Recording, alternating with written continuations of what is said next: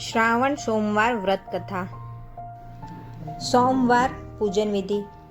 नारद पुराण के अनुसार सोमवार व्रत में व्यक्ति को प्रातः स्नान करके शिवजी को जल और बेलपत्र चढ़ाना चाहिए तथा शिव गौरी की पूजा करनी चाहिए। शिव पूजन के बाद सोमवार व्रत कथा सुननी चाहिए। इसके बाद केवल एक समय ही भोजन करना चाहिए। साधारण रूप से सोमवार का व्रत दिन के तीसरे पहर तक होता है, मतलब शाम तक रखा जाता है। श्रावण सोमवार की कथा के अनुसार अमरपुर नगर में एक धनी व्यापारी रहता था।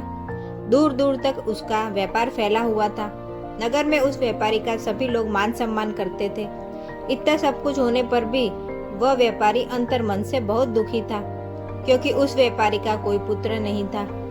दिन रात उसे एक ही चिंता सताती रहती थी, उसकी मृत्यु के बाद उसके इतने बड़े व्यापार और धन संपत्ति को कौन संभालेगा। पुत्र पाने की इच्छा से वह व्यापारी प्रति सोमवार भगवान शिव की व्रत पूजा किया करता था। सायंकाल को व्यापारी शिव मंदिर में जाकर भगवान शिव के सामने घी का दीपक जलाया करता था। उस व्यापारी की भक्ति देखकर एक दिन पार्वती ने भगवान शिव से कहा, हे प्राणनाथ, यह व्यापारी आपका सच्चा भक्त है। कितने दिनों से यह सोमवार का व्रत और पूजा नियमित कर रहा है। भगवान, आप इस व्यापारी की मनोकामना अवश्य पूर्ण करें। भगवान शिव ने मुस्कुराते हुए कहा, हे पार्वती, इस संसार में सबको उसके कर्म के अनुसार फल की प्राप्ति होती है। प्राणी जैसा कर्म करते हैं उन्हें वैसा ही फल प्राप्त होता है। इसके बावजूद पार्वती जी नहीं मानी। उन्होंने आग्रह करते हुए कहा, नहीं प्राणनाथ, आपको इस व्यापारी की इच्छा पूरी करनी ही पड़ेगी। यह आपका अनन्य भक्त है।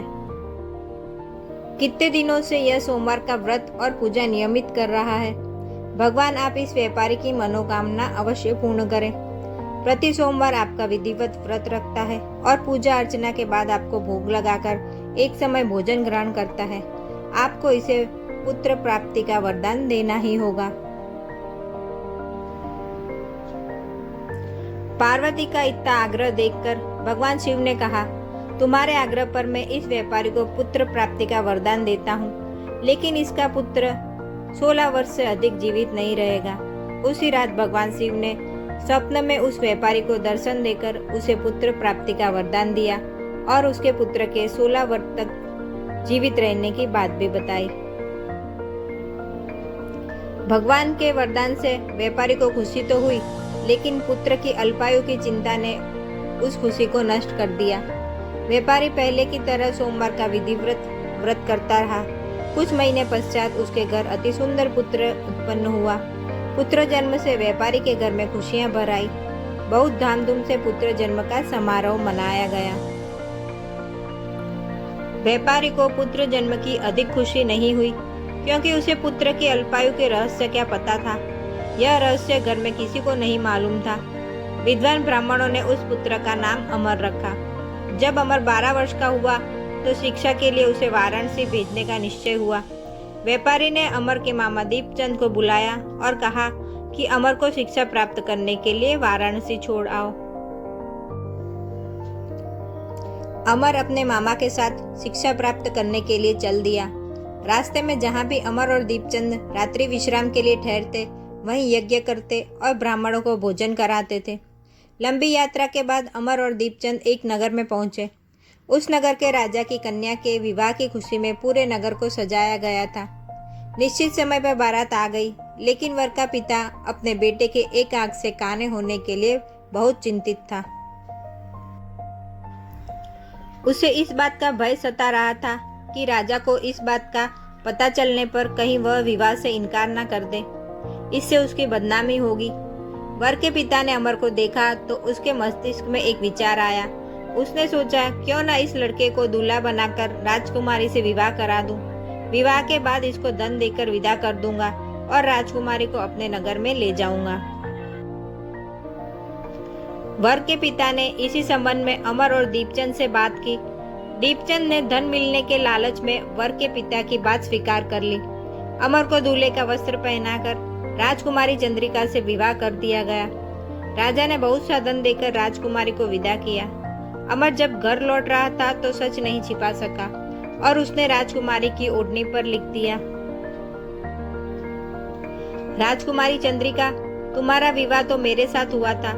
मैं तो वाराणसी में शिक्षा प्राप्त करने जा रहा हूँ। अब तुम्हें जिस नवयुवक की पत्नी बनना पड़ेगा वह कान्हा है। जब राजकुमारी ने अपनी ओढ़नी पर लिखा हुआ पढ़ा तो उसने काने लड़के के साथ जाने से इनकार कर दिया। राजा ने सब बातें जानकर राजकुमारी को महल में रख लिया। उधर अमर अपने मामा दीपचंद के साथ वाराणसी पहुंच गया। अमर ने गुरुकुल में पढ़ना शुरू कर दिया। जब अमर की आयु 16 वर्ष की पूरी हुई तो उसने एक यज्ञ किया।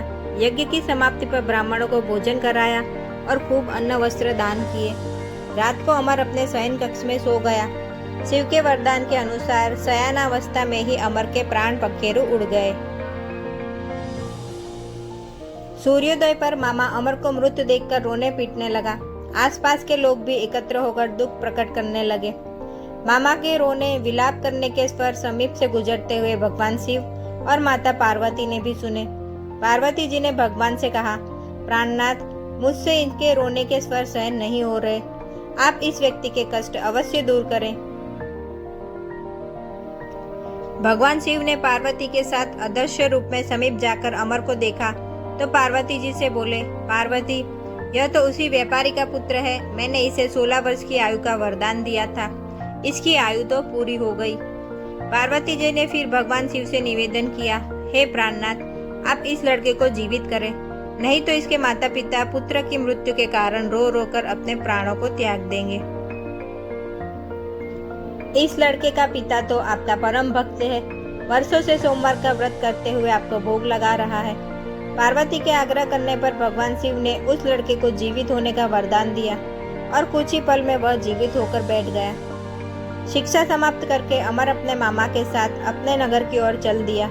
दोनों चलते हुए उसी नगर में पहुंच गए जहां अमर का विवाह हुआ था। उस नगर में भी अमर ने यज्ञ का आयोजन किया। समीप से गुजरते हुए नगर के राजा ने यज्ञ का आयोजन देखा। राजा ने अमर को तुरंत पहचान लिया। यज्ञ समाप्त होने पर राजा अमर और उसके मामा को महल में ले गया और कुछ दिन उनके महल में रखकर बहुत सा धन वस्त्र देकर राजकुमारी के साथ विदा किया।